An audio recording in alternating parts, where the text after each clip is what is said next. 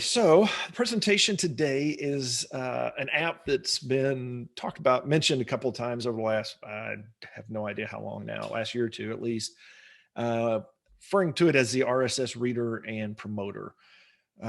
It's got two primary focuses.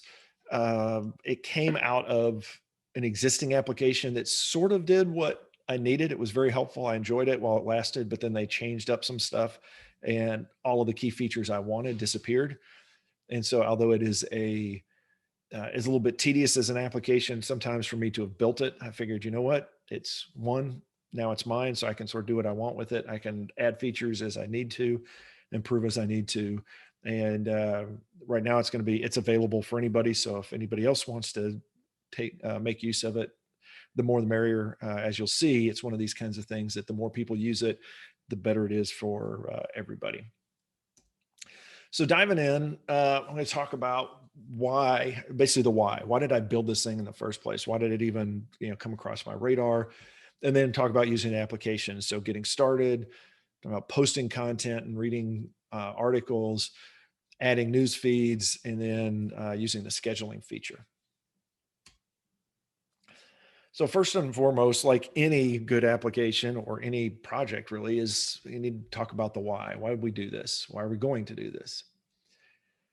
This was, as I said, is based on an existing product initially. And and it's still out there, this thing called Buffer. If you go to buffer.com, I believe it is, it's a social media management tool, essentially. And we've talked about it in the past. I think we even did a presentation on it at some point. We've done some articles. There's some blog articles if you go out to Developreneur that on Buffer. It is, as those tools go, it was one of the more cost effective. It was cheaper for the most part than a lot of the tools. Didn't have as complex an environment. It didn't have the kinds of things that I think you would need if you had like a full blown team of people dealing with your social media and stuff like that, and dozens of sites. But it worked well for particularly like a solopreneur, or if you wanted to do something where you've got your own little blog site, you've got a couple places that you want to promote it, and maybe a couple of more or less the more popular, I guess, well-known sites that you wanted to promote stuff to, which was at the time, it's like LinkedIn and Facebook and Twitter, and they added Instagram somewhere along the way. And there may have been one or two others, but those, really sort of the big, call them the big names. And the thing that I liked about it is that it had an ability for you to subscribe to a feed, a news feed, RSS feed, and you could see articles that were coming through, and you could, it wasn't all, sunshine and roses, but you could read an article or at least get a sense of an article enough to then click on the link, go read it, and then come back, and it allowed you to schedule posting that into multiple different social sites.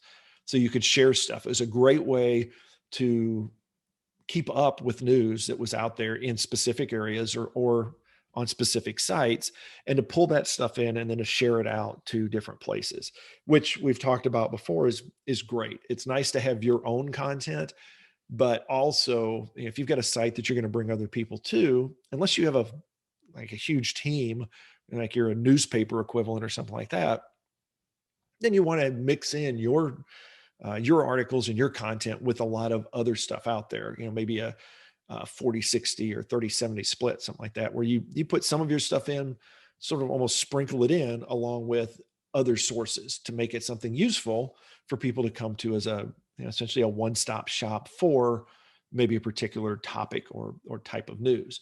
And that's exactly how the big, call them the big sites like maybe an Ars Technica, or if you think of like the Huffington Post for news, or some of those kind of sites that are out there that you would know the name because that's just where a lot of people go.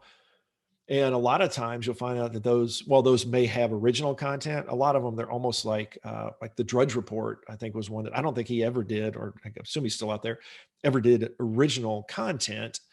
He would just, be a sort of a clearinghouse in a sense for other articles. And that's not a bad way to do. If you can add that kind of information in, it can help support your whatever your topics are and your positions are, even within those topics. So this was awesome. I love the ability for it to, it provided me a way to have multiple feeds as opposed to having to jump to a bunch of different websites or have a bunch of links I click on. One place where I can see articles, I can scan through them fairly quickly, read them, find the ones that I like, comment on them, share them, things like that. So that was huge. And then of course the ability to schedule for the future. So it was, it's one thing to be able to sit there, hang out on a Sunday afternoon and read some articles and just sort of mark things and say, yep, I'd like to share this, share this, share this, share this, share this, versus having a way to actually push those into things maybe for the week ahead so that you can share those out and have people that follow your whatever your social site is, like your Twitter or something like that, they can see articles and that you're pushing those out on a regular basis, as opposed to, sort of spamming 40 articles in 2 minutes and then they don't hear from you for another week. And that also works particularly if you're doing, blog articles and stuff like that, where you may post stuff out and you want to release them on a regular schedule, then you can, schedule that through that tool. So getting started, you can register an account. It's free. There's no fee for it or anything like it. That at this point, there's currently there's no monetization plan for it. Maybe at some point it'll get big enough that something will have to happen, but I'll cross that bridge when I come to it. I'm not looking to do any particularly large advertising for it or anything like that. So we'll just see where it goes. If I suddenly have tons and tons of people, we make some adjustments, but until then, it's sort of built to support as many people as we need it to, as long as they're not, we don't have thousands of simultaneous users. So we're going to come in and register an account. And once you get in, you can either create feeds or select feeds that you want to have that you essentially subscribe to. This will start feeding the articles into your account. And if it's an existing feed, you may already have articles like right away. Otherwise, it runs about every 2 hours. It'll go hit sites and pull the latest articles in. So you'll see refreshes regularly. And then right now it's just limited. So just because it can take a while to pull, depending on what sites you have on your feed. For example, DZone, Developer Zone, I think they put out a lot. They probably put at least 50 to 100 articles a day out. So if you spend a week without them, you're going to see hundreds of articles, and it can get pretty long just to have a pull. So I just limit to 100 at a time, and then you can refresh it. So you can process 100 and then refresh, and you'll get 100 more if you've got 100 more in your various queues. And this first part I talked about just basically getting in, taking a look at articles, as far as just being able to mark them as read, so they sort of drop off of your to-do list. Of course, in reading, and then I'll note, when you just read an article, it's also behind the scenes, it's going to mark it as read, so you don't have to go back and do anything special with it. We'll talk a little bit later about posting the article, and then we also have, where possible, you can click a link to review the original. So let's go look at this. So this is at, I'll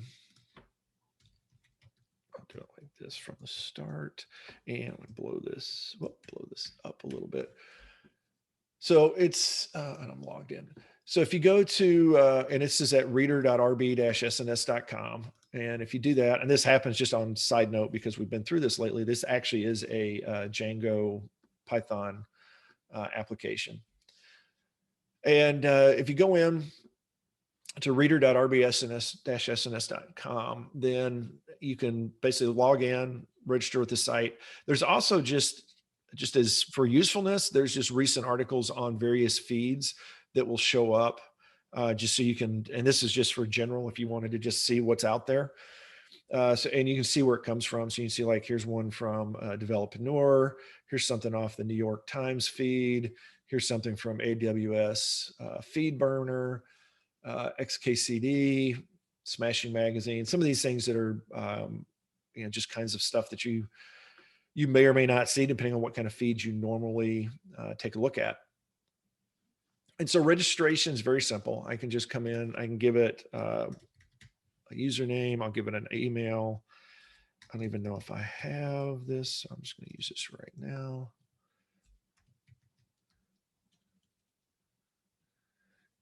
And we've got some basic password things. So I'm going to do, let's see, I got to guess one that will work for this. I think that'll work. And then register. Okay, let's just save that as new. Okay, and so now I should be able to go in. Let's see. What did I call it? Hopefully I just created that. Oh, no, I might not have. Let's go back and like that real quick.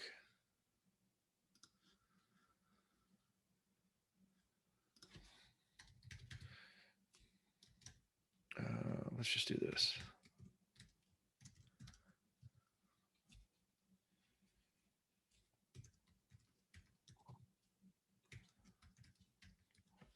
Worst case. There we go. Okay. So now let me log in. There we go. Okay. So once you come in, then you're going to get, like right now I have 0 feeds. And this again shows just some recent articles that are out there, much like the homepage. So even if you log in, you can see sort of stuff that are, this is across all feeds, not necessarily feeds that you subscribe to. Feeds you subscribe to, we'll see here in a second, would be in articles, and I have no feeds, so I'm not going to see any articles. But if I want to subscribe to a feed, I can either pick, and there's just a list of stuff that's somewhere in the system. So I can pick a couple. So let me just say I want to subscribe to New York Times, Ars Technica, and Developerpreneur because they're all awesome.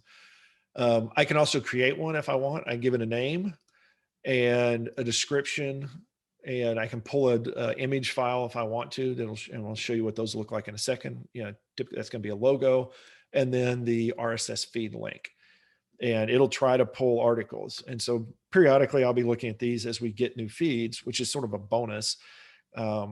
Is that as you add a feed, that's going to be available to everybody else. So as I've been testing out feeds and just randomly trying to find stuff on different content and different areas, those show up. So even though this user is brand new, all of the existing feeds are out there, which also means it would be a way for you to advertise your feed to other users. If like for example, RB Consulting homepage.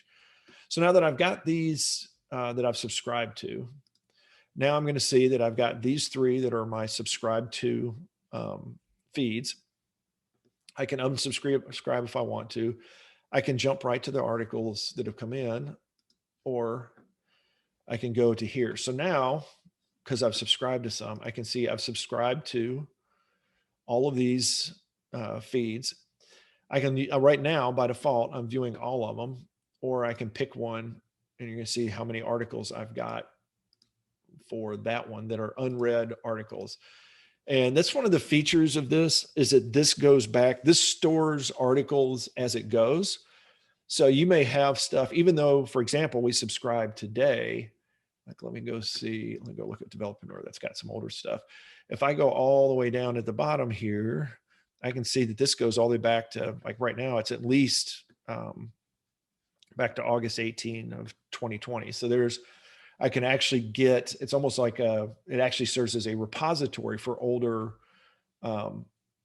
articles and content that's out there as well. So even though maybe, for example, the person that originally creates this feed has gone through and read stuff and marked for themselves, marked an article read, it is not the same for everybody. So anybody that comes in and subscribes could potentially have a backlog of thousands and thousands of articles that they can look through, which if they wanted to, they can select a feed and start working their way through it. They can also just mark all of them as read and sort of start from any given point. There'll probably be more to that in the future, abilities to do a little more searches and filters, but right now I've been trying to keep it pretty simple. So as far as reading, then you come in, and if I hit articles, There we go. So if I hit articles, and let's just say I'll go with view all right now. So I can pick one, and I can mark it as read, which is just going to remove it. So let's just go ahead and mark that one as read. So that's just going to remove it from my list. I've got 199 articles left, but actually that's out of what's there. So now it just tacked one to the end because it's going to take the first 100 unread across all of these different sites. So now I could also, so I can just mark it as read and just say, fine, I read it. I can actually go to the original link, which if it still exists, because as I said, some of these are older articles, so they may have gotten removed. So that even if that site may be dead, if you've got a feed from, maybe a couple of years ago, if I click on it, it's going to open it up in my browser. It's going to jump right into that. Now you may get some of these pay blocks and stuff like that. And that is going to affect some of the readers. So if I look at this article and actually read the article, there wasn't really much that was pulled in because like New York Times, because it is a paywall, you're only going to get a title. So you would have to actually, if you, and a little bit of a, sort of like a tickler kind of thing or, summary of the article. So in this case, I would have to have actually wanted to look at it because it's behind a paywall. You're going to be limited to that. This does not break that. So there are going to be limitations to some of those. But now if I go back to the articles, I'm going to see that the thing about the Iranian president I just did, that's already been marked off because I went to read article to Viking burials. We'll see if I come back here and I go back, then refresh. Now it's already been marked as read. And I can also see here, so I can see unused articles. So these are going to be things that I have that have been marked as read for me that I haven't used yet. Or actually, I'm sorry, this is just out of all articles that I haven't used. So and we'll talk about that a little bit more when we get into posting.